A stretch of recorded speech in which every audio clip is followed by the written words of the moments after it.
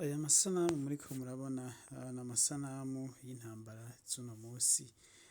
Aha ni Kharkiv aho abasirikare ba Ukraine bagwaniye n'abasirikare b'Uburusiya. Aha rero uwu mutama nkuko mubona ariko aragerageza kuvuga uko vyagenze, ariko no kumanira kuvuga biriko biramunanira kuvuga. Avuga ko abantu bapfuye hitwa Bucha, aha ni mu micungararo ya Kharkiv. Avuga ko bamwe bari abagenzi be, bari abo bamaranye imisi bihishahisha. Abo rero n'abaguye muri ibi bitero, aho Uburusiya bwagize ibitero bikomeye muri kino gice.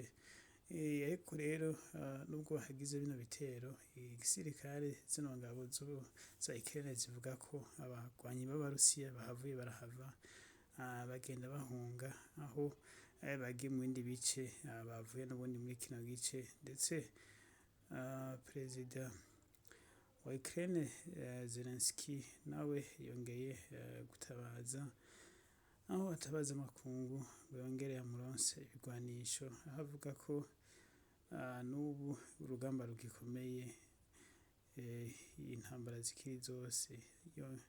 Rero ati nimudufashe muduhe ibigwanisho twivune umwasi.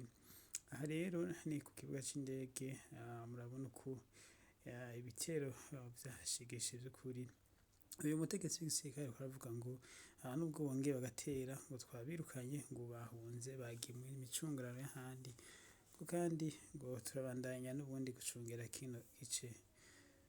Rero nguyu Zelensky nawe ariko aratakamba yongera kuvuga ngo muhe ibigwanisho, kandi nta nkeka azotsinda, n'ubundi aguma avuga ko azotsinda intambara.